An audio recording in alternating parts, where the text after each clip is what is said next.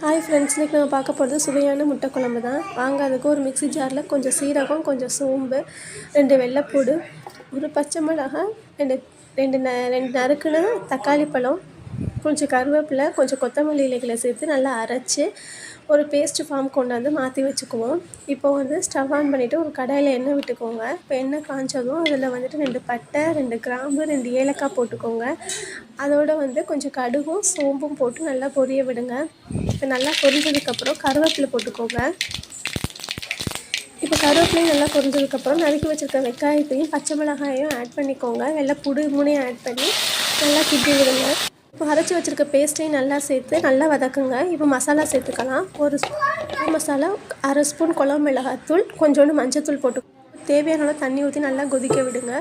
இப்போ 2 முட்டையை எடுத்து பொத்து ஊற்றிருக்கேன். அதோட 2 முட்டை அவிச்ச முட்டையை சேர்த்துருக்கேன். லாஸ்ட்டாக கொத்தமல்லி இலைகளை தூவி விடுங்க. அவ்வளோதான், நமக்கு தேவை